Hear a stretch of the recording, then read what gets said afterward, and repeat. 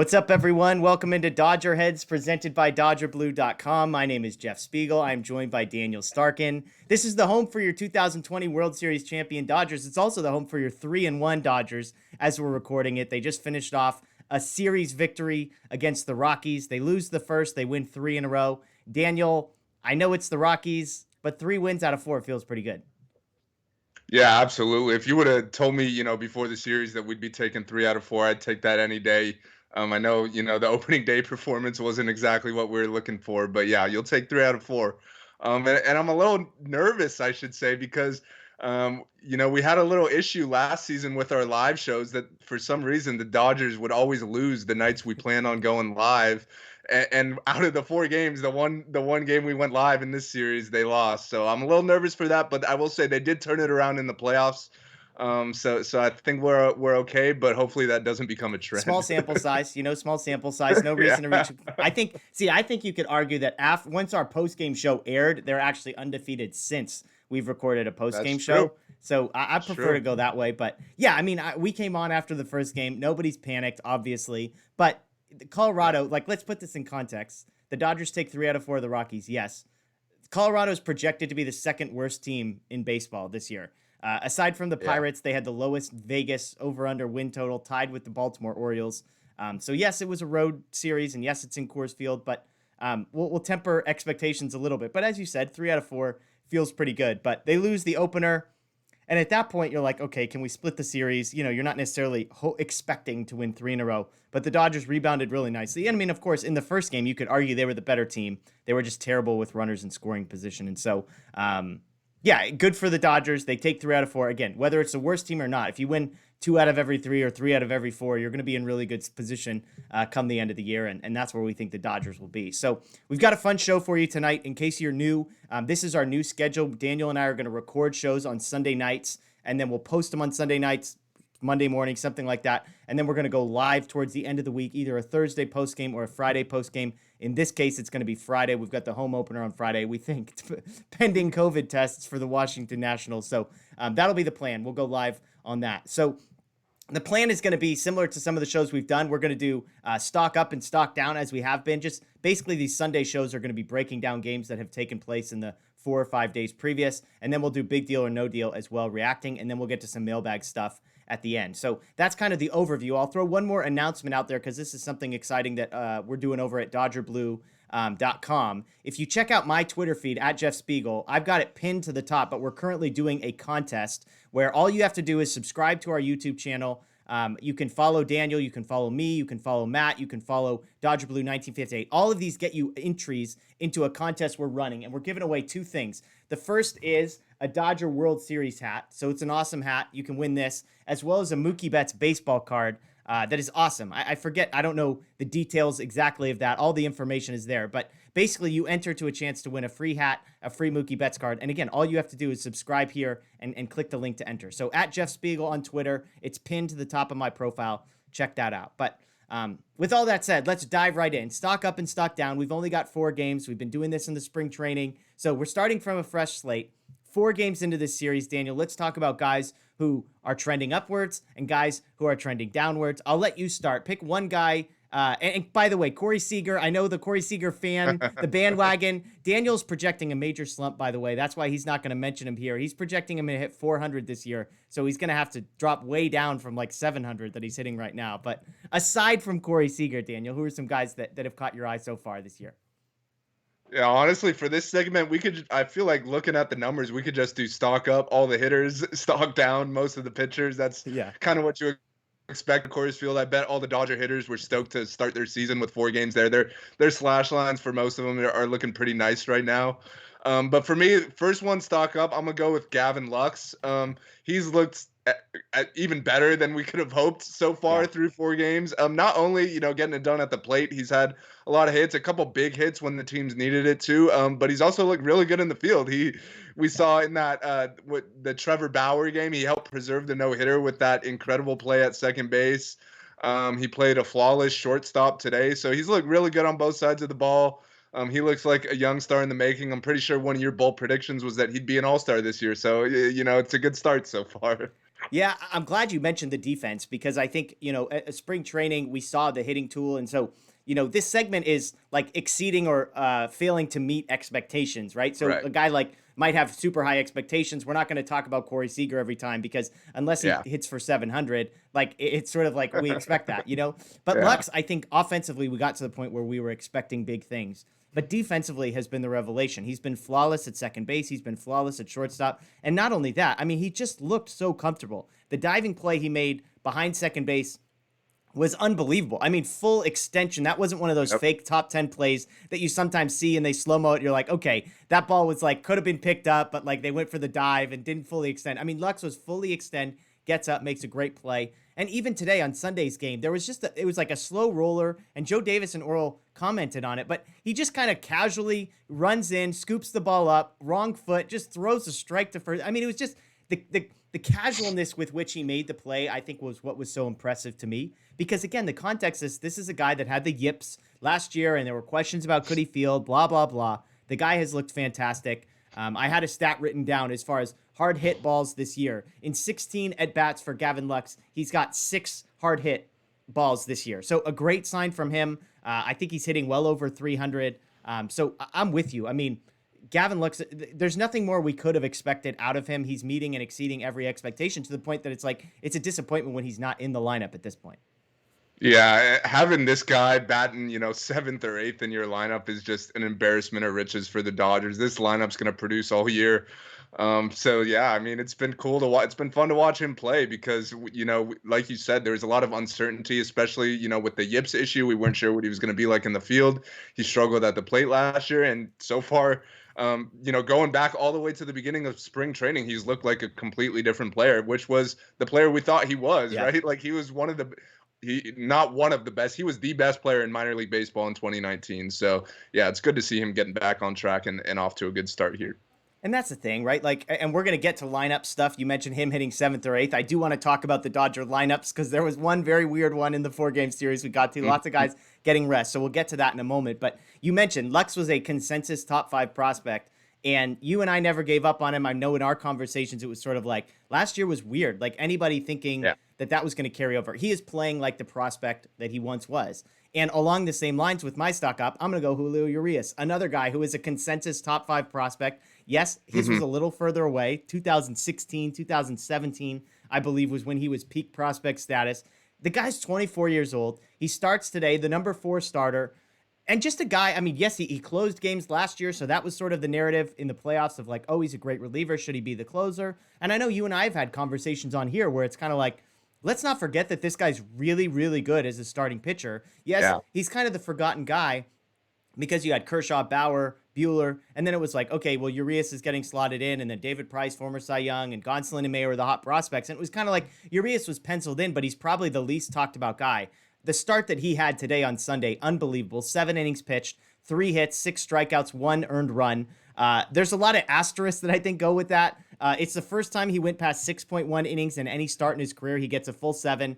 The 3rd hit he gave up was the last batter he saw. It was a tough play for McKinstry. Ball didn't leave the infield. Then he gets charged with an earned run because Jimmy Nelson lets the guy score all the way from first. So the line was better. I mean, 7 innings, 2 hits, no earned at one point. He gives up a hit, gets that. But, I mean, Urias was fantastic today. The key, if you were watching and following on Twitter, was his changeup. This is a guy who threw, I think I was looking it up, 13.7% of the time last year he threw his changeup.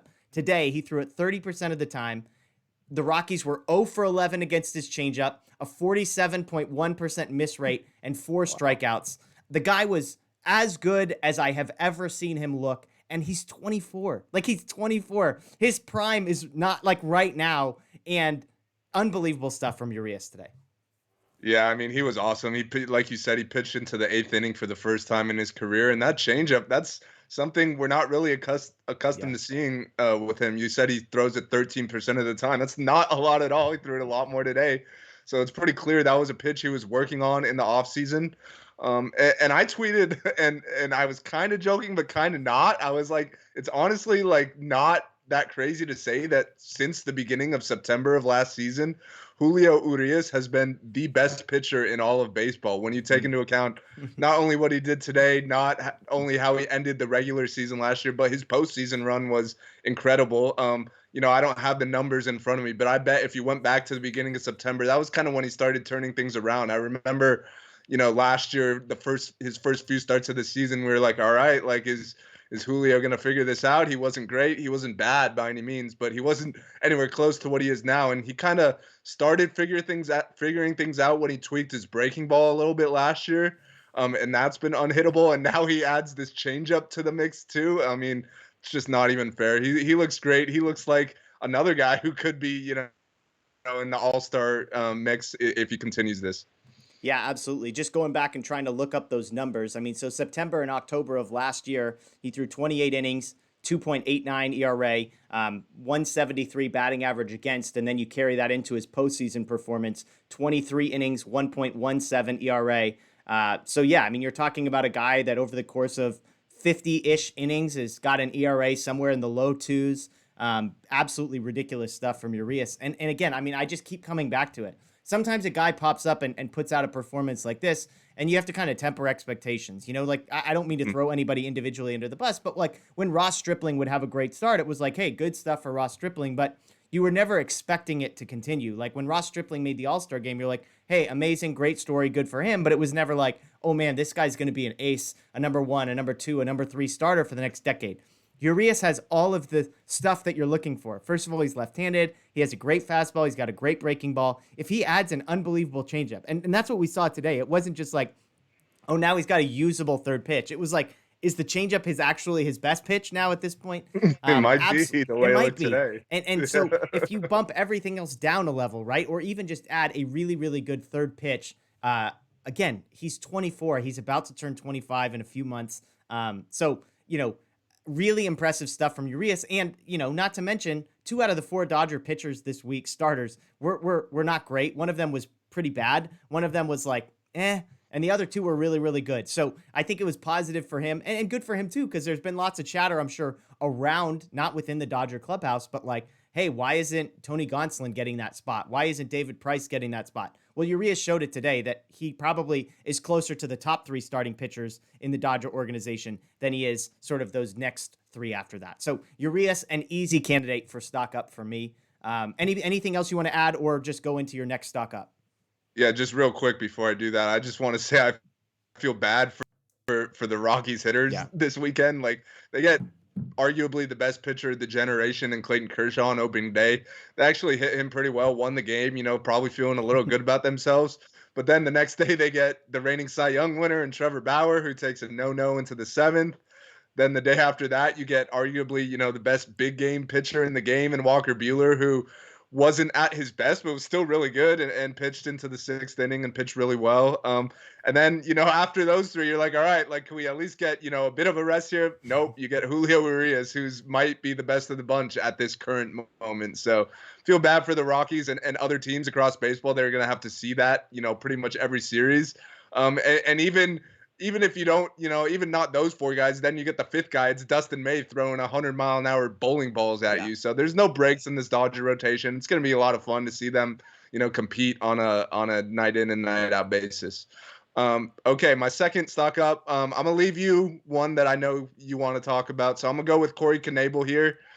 He barely pitched last season and wasn't great. He was coming back from Tommy John, so we weren't really sure what to expect from him, at least right away. Like I think me and you have both been consistent that we see him as a high leverage guy. But we didn't think at least I didn't think it was going to be this quick. We saw him his first game. He pitches on opening day, comes in with 2 guys on, 2 guys out. Gets out of that with no issues. And then today with Kenley Jansen down after throwing a lot of pitches last night, he comes in the 9th in a close game and goes 1, 2, 3 and closes it out. So I don't think you could ask for any more from Corey Knebel than that. He's looked great so far, and that's just yet another high leverage option in this bullpen. So yeah, it's good to have more of those guys as opposed to, guys who you're sweating nonstop when they're in there. Not taking shots at Kenley because he was actually really good last night too. Yeah, and we're going to talk about some of the other bullpen arms, but I'm glad you brought up Knebel. I mean, 1.1 innings is not a big sample size, but perfect. 2 strikeouts, got out of a jam in his first appearance, today. Very simple, easy, straightforward ninth inning. And you just see the stuff, right? Like you look at it and you're like, okay, that's the guy that was one of the best relief pitchers in baseball 3 or 4 years ago. And you can already see flashes of that. The fastball is ticking up. The breaking balls are nasty. And this is in Coors Field. So if he's doing that in Coors Field, just wait until he gets into a pitcher's setting away from the altitude. Knebel's a great one there. And yeah, my last one is a guy that we've talked about that I've been excited about, and Zach McKinstry. I mean, Zach McKinstry was fantastic. You want to talk about hard hit balls. He had 7 at-bats in this series. 4 of them ended with a ball coming off of his bat at over 95 miles an hour.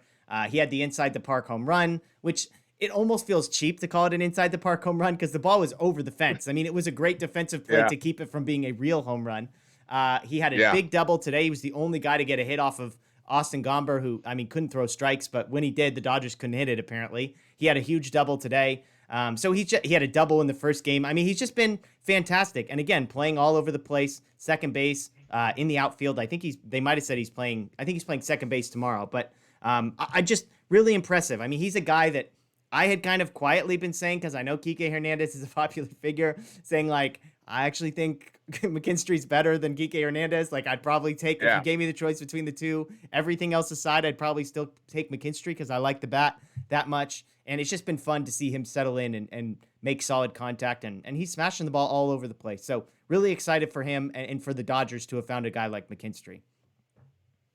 Yeah, and something else in addition to everything you just said, because I agree with that all, it also looks like he's just fitting in really well. Like you see him celebrating with his team, and he just looks like he fits in perfectly in that clubhouse, which is always good to see with a young guy. You never know how they're going to fit in, with a nucleus that's been together for a very long time now. So, yeah, he's been everything we'd hoped he'd be and more. He's going to be a big part of this team for many years to come. Behind all the McKinstry stock here. There you go. Well, let's go to the stock down, and I'll start, and then you can go next. I guess this one's sort of a simple one, but Tony Gonsolin stock down, just too bad. Placed on the injured list today on Sunday, and shoulder stuff. We don't know details. Obviously, it's always worrisome when you see shoulder stuff with a pitcher. Elbow and shoulder are the two things you never want to hear. So hopefully it's nothing serious. Obviously, this is a guy who we've projected big things for, even if he's not one of the 5 Dodgers starters. So a small stock down just because he's headed to the injured list. Good news for Dennis Santana, at least, who gets to replace him on the active roster. So Gonsolin's a stock down for me. I've got a couple other ones. Do you have anybody in the stock down category, Daniel? The only player I really had was AJ Pollock. He had a quiet series, and that's nothing to be, concerned about at all. Like, the season just started. He'll get going, I'm sure. But I just like a lot of the other options that the Dodgers have a lot better. So I'll be curious to see. We came into this season thinking, Jock Peterson's gone. Pollock is now the everyday left fielder. But, the way things are looking, I don't know if that's going to be the case. So, we'll have to wait and see if he gets going with the bat. I think, that will definitely help his cause and he'll be in the lineup every day. But as of now, I think, the way Lux has looked at second, that frees up Taylor to play more left field. I think McKinstry is, working his way into more at bats. So, I'll be curious to see what happens with AJ Pollock.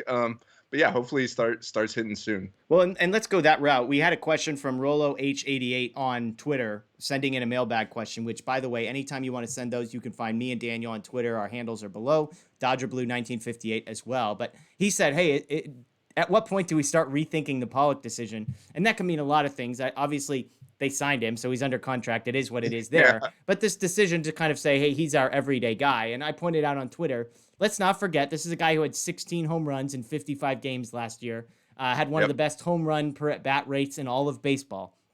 He absolutely crushed lefties.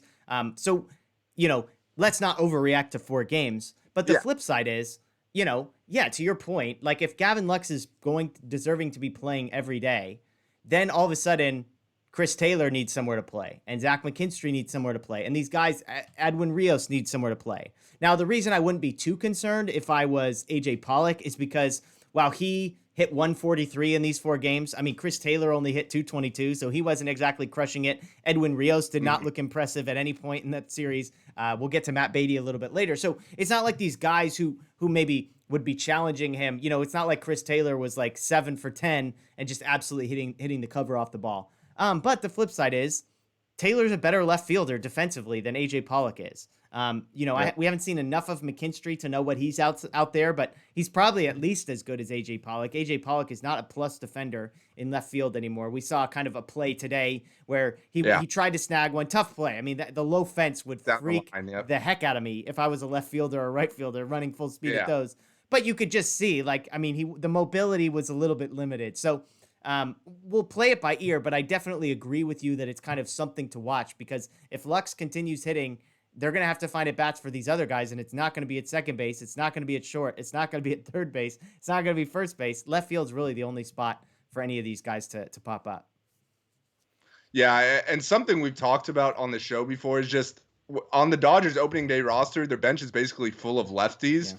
So I think maybe one benefit if Pollock isn't an everyday player, then maybe he's that right-handed thump off the bench that we've talked about the Dodgers needing that they don't have yet. So we're not sitting here saying to DFA AJ Pollock or trade him or anything like that. We're just saying it might not be what we originally thought of him being the everyday left fielder. Like he's still going to play a lot, but it might not be, an everyday type situation. Yeah. And it's like David Price. The salary is what the salary is. You don't make a decision on how much a guy plays because of what you're paying him. You make a decision saying, well, we have to pay this guy no matter what. So let's at least put ourselves in the best position.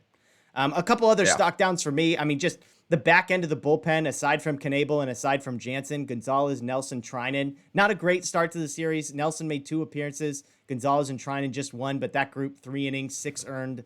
You could tack on a 7th if Julio's inherited runner there to score on Nelson. So, we're not overreacting to that, but it's not great. Victor Gonzalez looked amazing in spring training. He was unhittable, so he comes out, gets hit a little bit. Treinen gives up a home run, I believe. And then Jimmy Nelson, you thought he was turning it around today. He thinks he gets out of the inning, pumps the fist, screams a little bit. And Will Smith's like, hey, that was only the second out. He comes back, and then it's a walk and a double, a 2-run double. So not a big deal there, but Gonzalez, Nelson, Treinen is stock down for me. And then the last one I'll throw out, Dave Roberts is getting a stock down. And we knew this conversation was going to happen. But Dave Roberts, it just wasn't, the Dodgers were sloppy as a whole. We'll get to this. This was another mailbag question we got. Base running wasn't great.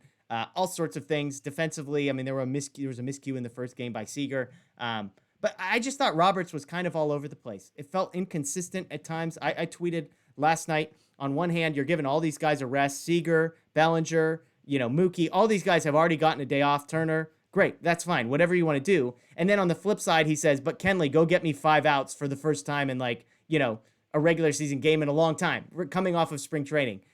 Not to mention, the biggest issue for me is the Austin Barnes situation and the Will Smith situation. Will Smith in, let's see, this guy in 7 at-bats, 7 official at-bats he has gotten. He has 5 hard-hit baseballs this year, 5 out of 7, which is absolutely an absurd rate. He hits a home run today. I joked on Twitter that the 2 best starting pitching performances came when Will Smith was behind the plate. So maybe we need to overreact to that sample size and say, hey, Will Smith, better game caller. No, I'm not willing to go there, but it's just the issue with Barnes is I just don't get it. So I broke this down. I spent way too much time, but this is the type of thing that I do. Austin Barnes, here are the situations he's found himself in. So if Austin Barnes is going to start when Clayton Kershaw catches, fine. I'm talking end of games. What are we going to do with Austin Barnes? Okay, game number 1. Dodgers are down 6-4 with a runner on first and 1 out in the 7th inning. Austin Barnes is due up. He hits into a double play. So I'm sitting there thinking, why is Will Smith not coming into this game? You know what the crazy part? I didn't even realize, I didn't even mention on our postgame show. Will Smith came in defensively in the next half inning. He came in the bottom of that inning as a defensive replacement and then came up in the bottom of the 9th. So they were already going to put Will Smith into the game. Oh, well, I guess that's because, no, excuse me. That's a mistake on my part because that was when Austin Barnes cut his hand. So there was a little bit more there. But the point is, the Dodgers are down by 2 with the runner on first in the 7th inning. You don't know how many more at-bats or chances you're going to get. They let Austin Barnes hit. He hits a new double play. Okay, game number 3. Dodgers are down 2-1 with the bases loaded in the top of the 6th. Austin Barnes is up. Again, I'm screaming, put Will Smith in the game. It's the 6th inning. Buehler is already out of this game. Get Will Smith in. Of course, Austin Barnes, 67-mile-an-hour exit velocity, drops a bloop single in for a 2-run single. So I guess you could say he got me there, right? But that same game, top of the 8th, 1 out, nobody on. It's a tie game. Austin Barnes fouls out. Comes back up in the top of the 9th. Runners on first and second. 1 out, 1-run game. Dodgers are winning. He strikes out. Okay, so on the season, he's 2 for 7 with 2 singles, 2 walks, and 2 strikeouts. He has 5 balls put in play. 2 of them qualify as hard hit. 3 of them do not. To me, it's just so frustrating because, yes, the Dodgers win 3 out of 4. But I feel like to just play with the margins the way that the Dodgers are with this Austin Barnes, Will Smith situation is what's frustrating to me. So I know that's a long-winded way of saying 4 different things, but the bottom of all of this is that I'm frustrated with Dave Roberts, and I hope he figures it out. Yeah, and this is something we've talked about a lot, and it sounds like we're going to continue talking about as long as it, I'm going to try not to. I'm going to try not to make this the storyline constantly, but it keeps coming up. Yeah, and the funny thing is, like, if Will Smith would have caught 3 of the 4 games this series, like, you wouldn't hear a peep out of either of us. Like, that's totally fine. Like, we're not saying Austin Barnes should just be on the bench and never play. No, like, start every 4th game. That's totally fine. But when it's a 50-50 timeshare, that just doesn't seem like it makes any sense. Like, and I get the, resting Will Smith, like, keeping him fresh. I get that aspect of it.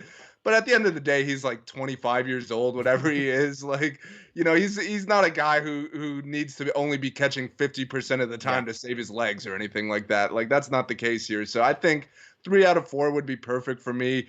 Doesn't look like we're going to see that, unfortunately. But yeah, I mean, I don't see how you could watch these games and not come to the conclusion that Will Smith is just way better. Even if you put, the defensive differences aside, which, like you said, both starters that threw to Smith pitched better this weekend. So who knows? Like, maybe the same will be the case if those guys start, or if, Kershaw and Buehler start throwing to Smith. Like, I don't see why they can't.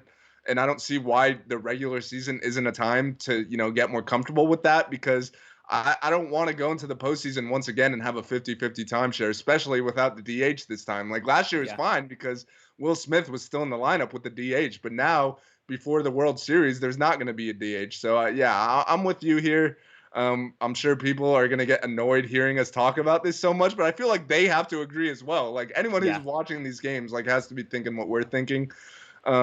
So, yeah, I mean, I'm enjoying watching Will Smith play. He's been absolutely mashing, like you said. What was it, 5 out of 7 hard hit balls? The guy just barrels everything up. Like, it's honestly pretty awesome. Like, I was not expecting him, like, coming up to be anywhere close to this at all. So, yeah, he's been awesome, and I'm looking forward to, seeing what kind of season he has. And hopefully, if he continues to hit this way, he'll get some more starts. Yeah, I mean, Joe Davis pointed it out. So since Will Smith has come into the major leagues, he is 6th in slugging and 8th in OPS. Period. Not among catchers, just period. Among all baseball players, he's a top 8 offensive player in slugging and OPS.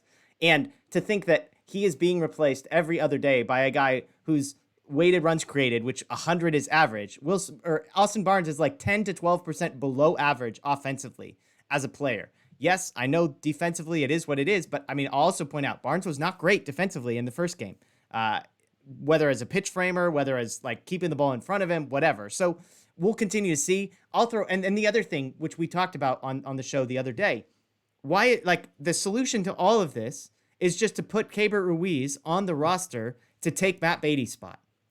Because the whole argument was, Matt Beatty, he had a good spring, plus he's the backup right fielder. Well, guess what? When Mookie Betts got a day off, who started? It was not Matt Beatty. It was Chris Taylor. So if Matt Beatty is not your backup right fielder, what is he doing? He's 0 for 3 with 2 strikeouts. I'm not overreacting to the small sample size. I'm overreacting to his entire career and saying he is what he is. He's fine. He would make, almost 90% of major league rosters he deserves to be on. The Dodgers are not that. And if you're afraid to pinch hit for Austin Barnes late in a game because what happens if Will Smith gets hurt? Which, by the way, how often does that ever happen? That your backup your catcher gets hurt, right? Like almost never. I will just take my chances with Will Smith pinch hitting. But if you're that freaked out about it, then just put Ruiz on the roster so you have a third catcher and take Matt Beatty off. It's a very simple solution. It solves all your problems so that when the Dodgers are down by 1 in the 6th inning and Austin Barnes is up with the bases loaded, you can put in one of the 10 best hitters in baseball rather than a guy who's 15 points below average. So I mean, not all of this is a Dave Roberts decision. I think some of it is like when he pinch hits Matt Beatty for Zach McKinstry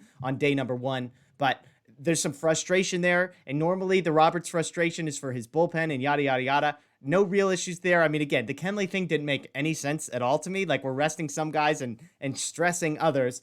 But at the end of the day, that stuff doesn't bother me. They've got to figure out this Will Smith thing because if he plays 80 to 90 games like Roberts said he is, it's going to drive me absolutely up a wall. And so we'll see. I'm trying not to overreact. I'm trying to hold myself back on Twitter. I'm trying to restrain myself so that it's not just perpetual Austin Barnes, Will Smith content, but I've got to figure that stuff out. So anyways, that's my thoughts. Anything you want to add before we move on to big deal, no deal, Daniel?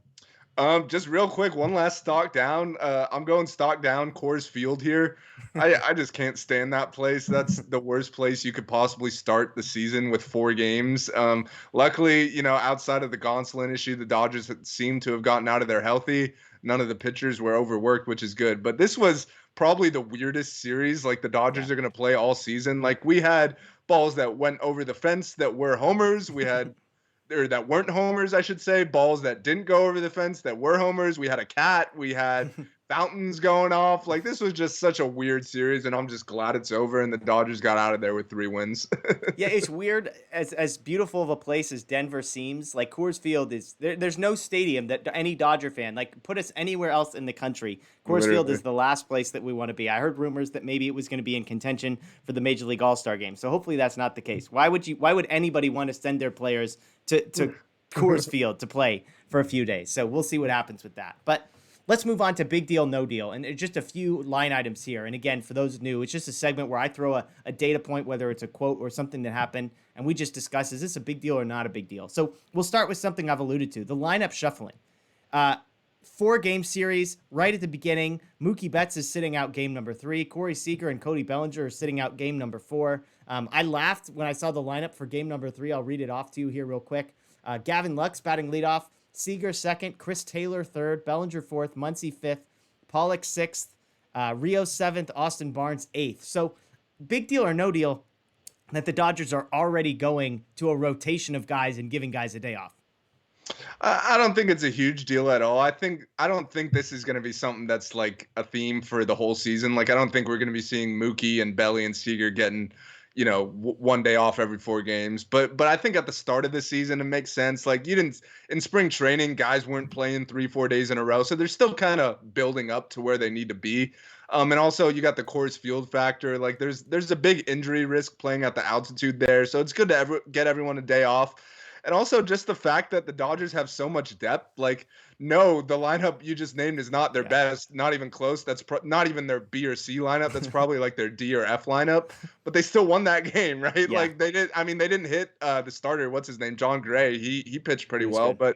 But they got some runs late when they needed to and won the game. So I'm not too concerned. I think it's mainly just a beginning of the season type thing. Like, if we go through the whole season and that's how it is, then I'll be like, all right, like, come on, let's play these guys. They could play every day. They're all young and healthy. So, but first series of the season, at a high altitude place, I don't think it's, anything to be concerned about. Yeah, the Coors piece is the one that I needed to be reminded of, is that, hey, just remember, it's more exhausting just to even walk around in altitude than it is elsewhere. So the first series, coming off of spring training, easing these guys into it. And again, the Dodgers can afford to do this, not because they don't care if they win, but because when you put Chris Taylor, Zach McKinstry into the game, they're still at a massive advantage. So I'm with you. No big deal there. This next one is a little more worrisome for me. Walker Buehler. Okay, so Walker Buehler, you look at his game line, 6 innings, 4 hits, 2 earned runs, no walks, 4 strikeouts, 90 pitches. Overall, you sort of nod your head and say, okay, no big deal. It came out after the game. I guess maybe if you were paying attention during the game. His velocity on Saturday was down 2 miles an hour. It was the lowest single game velocity mark of his career. And I guess this is a guy that in some of the spring training stuff, his velocity was down. People were sort of worried about it, thinking maybe regular season, he gets a little amped up. The lowest single game mark of his career. This feels like a big deal to me, Daniel. Big deal or no deal to you? Yeah, I mean, I'm not going to sit here and throw a tantrum saying it's the end of the world, but it's definitely a little bit concerning. This is a guy who, frankly, he didn't look good all spring either. So it's not like he had a great spring and just went out there and, had a bad outing. I mean, he actually had a good outing. So I guess that's a good thing we could say here. Like, even though the velo was down, like, he was still finding a way to get outs in a tough place to pitch. But it's definitely something to keep an eye on moving forward. Like, is this going to become a theme? Is he still, ramping up to what he needs to be? We know Buehler loves pitching in October. He's a big game pitcher. So he's going to have more adrenaline, more, motivation in those type of games. But at the same time, we've been waiting for him to kind of take that leap in the regular season and enter into the Cy Young mix. And now he's entering the prime of his career, 25, 26 years old, whatever he is. Like, this is supposed to be his time. And The velo dip is definitely concerning. So I mean, it'll be something to keep an eye on. Hopefully that doesn't become a theme. Hopefully he comes back, next start and his velo's up. He's away from Coors Field. Maybe that had something to do with it. I doubt it, but I don't know. But yeah, it's definitely something to keep an eye on. Yeah, and I mean, look, I'm not predicting anything. I'm not a doctor over here, but the first thing I think of when I hear that is he injured? Because a lot of times when guys have arm injuries, the first thing you notice is not even necessarily something you feel, but it's just the fact that you just can't throw as hard or you lose some piece of it. So I'm not overreacting to one start, but it is concerning. I mean, 2 miles an hour is a big number. The lowest single game mark of his career is not ideal. So to that is worrisome to me. We'll go along the same lines here with Clayton Kershaw. I think your dog is barking in agreement. Yeah, she agrees. She's agreed. She's like, hey, I want everybody to know that I am concerned about Walker Buehler. 2 miles an hour. I could tell you that's a big deal. So Luna, absolutely, she gives her agreement there. But going along sort of the same lines, and we talked about the Dodgers had 4 starting pitchers. I guess only one of them didn't look great. That was Clayton Kershaw. 5 2/3, 10 hits, 1 walk, only 2 strikeouts, 5 earned runs. He allowed 9 hard hit balls against him. And this came on the heels of 4 spring training starts, 10.22 ERA, 12 and a third innings, 14 earned runs. So we're not overreacting to one start and saying, oh my gosh, he had a bad opening day, let's overreact. But I will say that when you have a bad spring and then your first start in the regular season looks a lot like your spring training starts that weren't good, I begin to be more worried. We're not talking about one start anymore. We're talking about a trend that seems to be developing from my estimation. Yeah, I see what you're saying there. He was not good at all this spring, and I remember us talking on the show like, oh, it's just spring. I'm sure once the regular season starts, he'll be fine. The results weren't great in his first start. We talked on the live show, I feel like, in depth about this, so we don't need to go too much. He got a little unlucky, a lot of ground balls that got through, but at the same time, he wasn't missing many bats, which when we see Clayton Kershaw's at his best, he's missing a ton of bats. Like they can't hit that slider, they can't hit that curveball. So it's a little bit concerning. Like you said, we're not panicking. We'll see. He's going to take the mound in a couple days here, so maybe that's a chance for him to turn it around. But yeah, you definitely want your, the guys who you consider your aces to go out looking good for sure. Yeah, and I mean, originally, I think we said like, hey, it's Coors Field. It's a lot of swing and miss stuff's a lot harder to get to. Well, the Dodgers had no issue striking guys out. They had 13 strikeouts in the second game. 6 in the third game, I guess. And then today they had 10 more. So it's not like the Rockies team is not good, is my point. Yes, Coors Field, on one hand, is going to limit your strikeouts. The Rockies lineup is going to enhance your strikeouts. So those two things probably work about in tandem. And again, I'm not overreacting. I'm just saying it's not like we just have one data point now. It feels like this is the second data point, regardless of what you want to do spring, right? Like, yes, throw it away. It's spring training. It's meaningless. It's meaningless to me up until a point. A 10.22 ERA, it's like the hair starts to stand up a little bit on the top of my, what's going on there? And again, he has a rough start. It's Coors Field. It's the first one. I'll let it go. But I guess I'm on alert. I'm paying more attention to Clayton Kershaw than I would normally. Forever. It's just, whatever. One bad start, throw it away, move on. It's a little worrisome to me, especially a guy that had like the best career ERA on opening day. So he had a history of being good right out the gate. So again, I'm not going to say it's a big deal, but it's not no deal. It's a small deal to me. Clayton Kershaw's struggles to me are a small deal just because of the spring training stuff. And I think the positive thing there is that what we saw this weekend is he doesn't have to like carry this rotation anymore the way he has had to, in the past. Like you saw, he didn't pitch great. The Dodgers lost.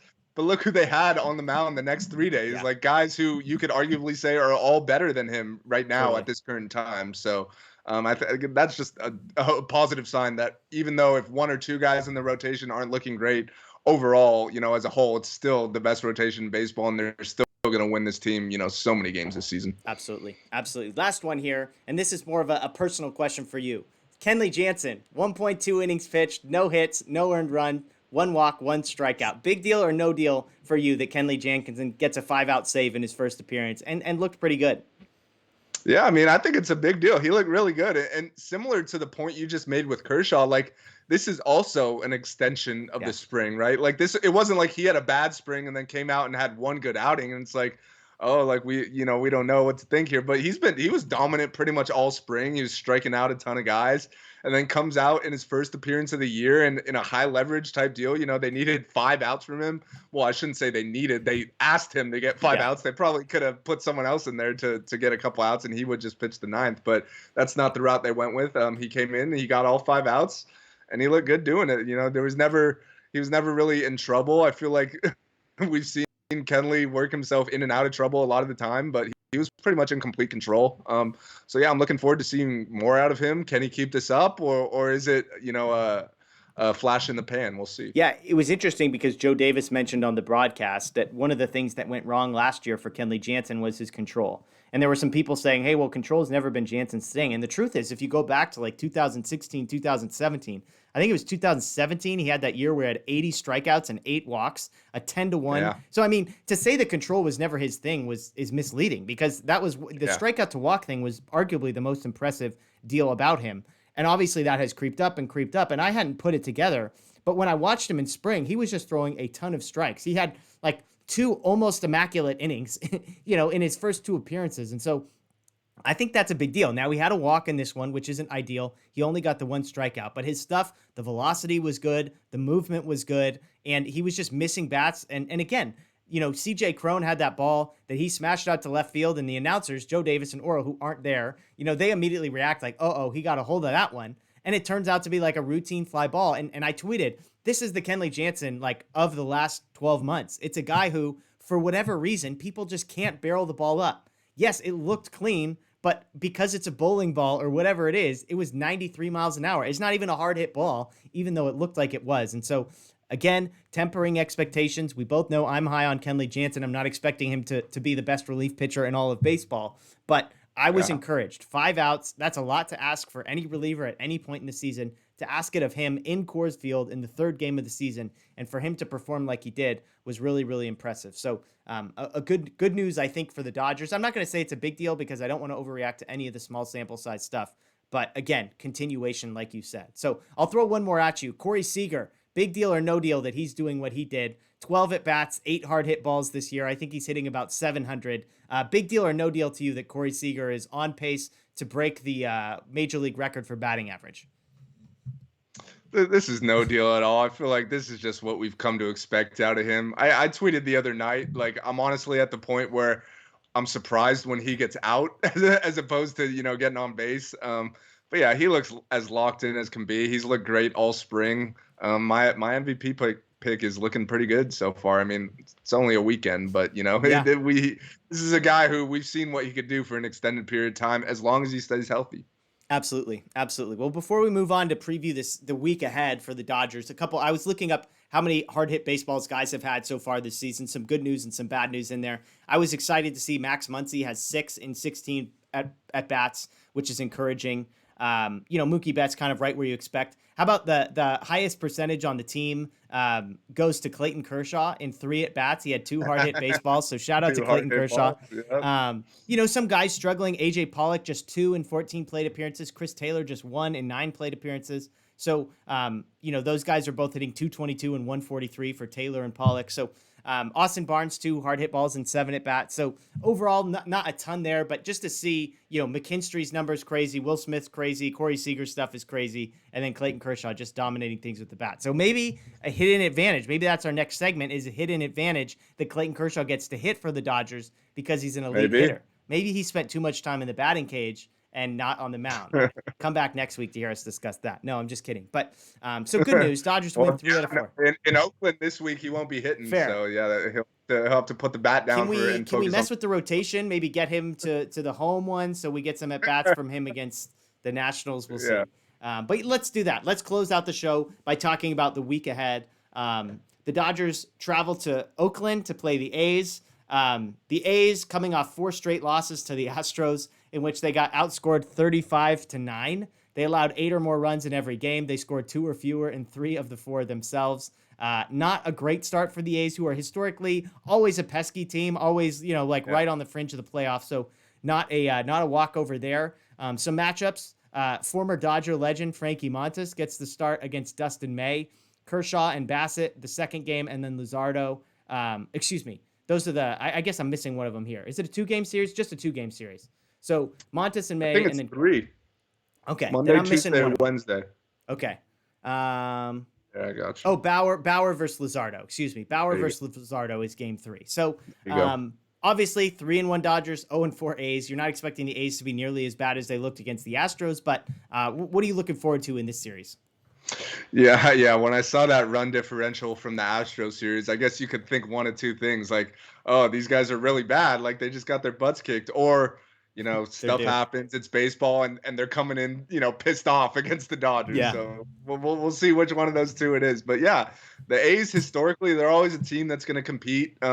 We know they can't spend a lot of money, and maybe they won't be as good, this year compared to years past. They lost some key guys. They lost Marcus Semien, who was at the top of their lineup. They lost their closer, Liam Hendricks, who's one of the top closers in baseball. So maybe they take a step back this year, or maybe they're just the same old A's who will find a way to compete. Will be back in the postseason. We'll see. But yeah, they definitely have some good players. Like, it's not like they're short on players. They got Matt Chapman, who should be in the All-Star mix this year. Matt Olson, solid at first. And they're pitching not a ton of big names, but I feel like they always find a way to get it done. Frankie Montes, he's a former Dodger. For those of you who don't know, he never played in the big leagues for the Dodgers, but yeah, they acquired him from the White Sox, and then they sent him over to Oakland in the Rich Hill trade.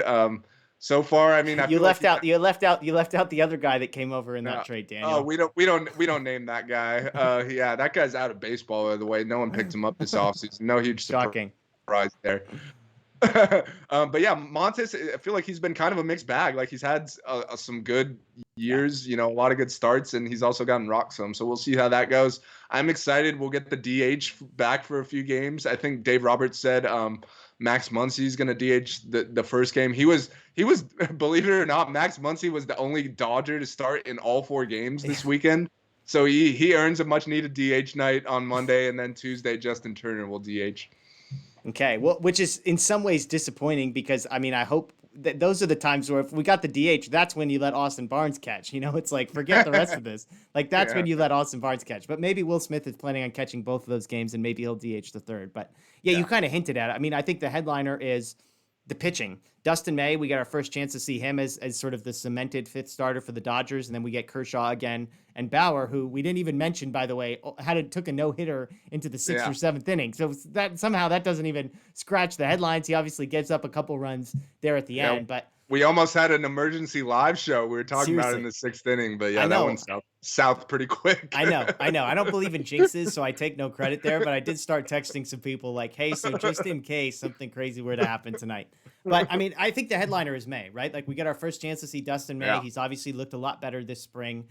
For me, I mean, the number one thing I'm looking for is the strikeouts. Can he start missing bats? Does the 4-seamer that he seems to have added to his arsenal, is that the missing piece? So that's a big one. Obviously, can Kershaw respond? And then Bauer, can he continue to do that? Luzardo versus Bauer is going to be a fun matchup there. So I think that's a headline. I mean, I know you're excited to see Dustin May pitch as well.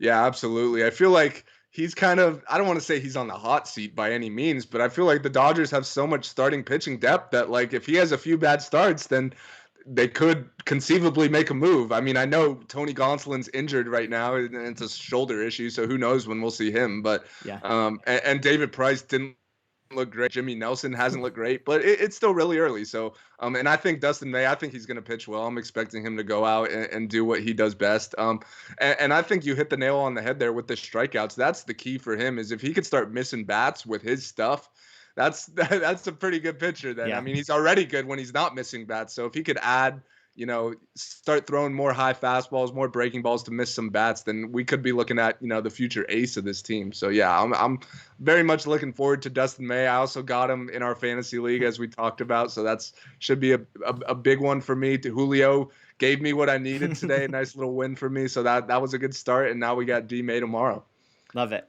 Well, and then after the A's, the Nationals are scheduled to come to Dodger Stadium Friday, Saturday, Sunday. The big asterisk here is if the Nationals even start playing baseball games. Of course, they had 1 COVID positive that turned into 4 COVID positives. I believe they haven't had any new positives in the last couple of days, but their whole first opening series against the Mets, I believe, was entirely wiped out.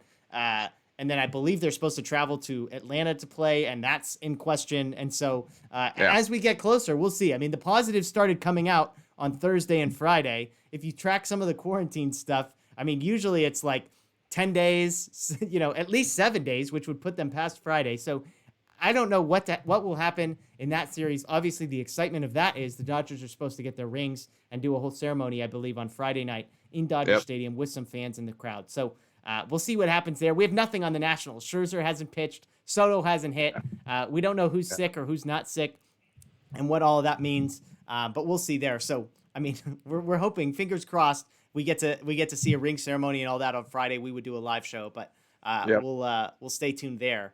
But yeah, so I mean, nothing else to add. I guess I'll throw one last. We'll end with a mailbag question. There were two that we got. One was that we picked. One was the Pollock one, which we already talked about. And then South Bay XLA tweeted, just kind of commenting on the sloppiness throughout the entire series. The Dodgers, I think, had 3 guys. Mookie Betts twice out on the base pass. One of the worst slides into second base I've ever seen. And then the decision to go to second on a ball that gets past the first baseman that he decided about 3 steps in. He's like, that was dumb. This isn't going to work out well. Muncy gets thrown out going to third. Seager had an error in the first, just kind of sloppy all around. For you, is this just, hey, yes, we had spring training, but regular season baseball is back. We need to kind of ease into it. Obviously, we're not concerned about Mookie's base running or any of that, but any reaction from you to just the overall sloppiness we see, despite the fact that they won 3 out of 4?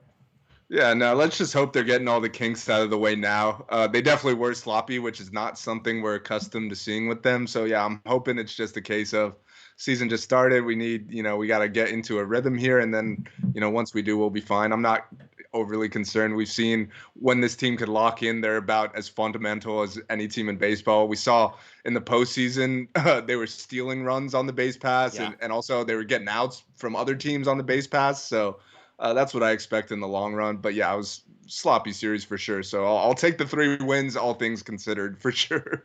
Yeah. Well, I'll throw one more question in, and we've kind of touched on the Smith-Barnes thing, but this is along those same lines. Peyton asks, basically, do you think Roberts ends up sticking to the 80 to 90 games for Will Smith that he's hinted? Like, if you had to make a prediction of how many games Will Smith is going to start this year, would you put the over or under? If the over under was, let's say, 96 and a half games, is Will Smith going to start more or less than 96 and a half games this year? I'll go slightly over there. I'd put him at about 100. I think that's me being optimistic here, like hoping that's the case. I couldn't see him catching anything less than 90. Like, that just seems ridiculous to me. But I feel like a health could play into it a lot. Like, obviously, if he stays healthy, that's a big key there. But also, like, if Austin Barnes were to get hurt, then I would imagine, his playing time would go up, even though obviously they'd bring in another catcher.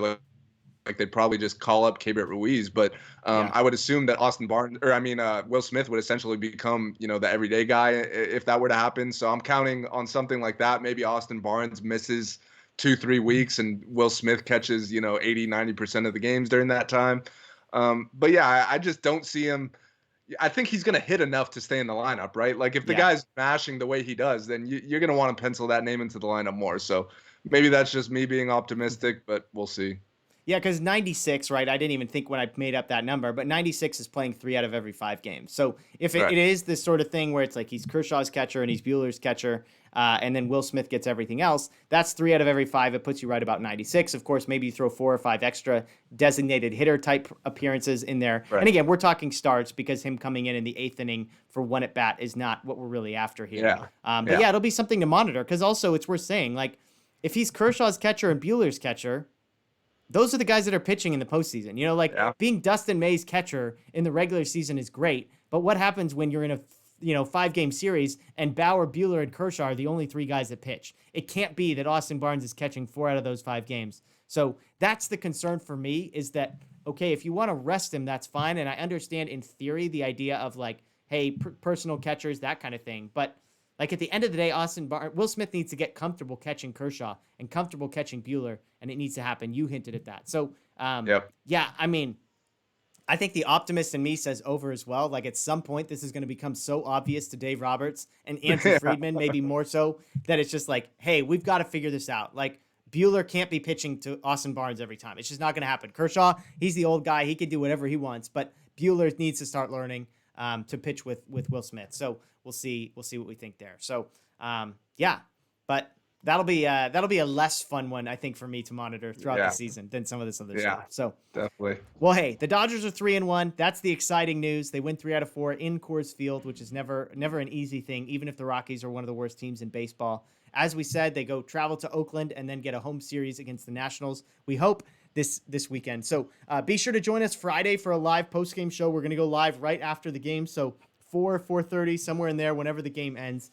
Be sure to join us for that. And as I said, check out DodgerBlue.com. Check out DodgerBlue1958 everywhere on social media. Again, if you find my Twitter handle, @Jeff Spiegel on Twitter, you'll see my pinned tweet. We're doing a giveaway right now. We're giving away a World Series hat. We're giving away a Mookie Betts card. All you've got to do to enter is subscribe to the YouTube channel, follow some folks on Twitter. You'll get a bunch of different entries, and we'll do that drawing. I believe it's a week from today. So next Monday, somewhere in there, we'll announce the winner, but make sure to subscribe to that as well. We appreciate you joining us. That's Daniel. I'm Jeff. We will see you at the end of the week. Before we go, as always, Vince Scully taking us home with a reminder of who the champs are. The best team holding a trophy high in the air. The Los Angeles Dodgers, champions of the baseball world.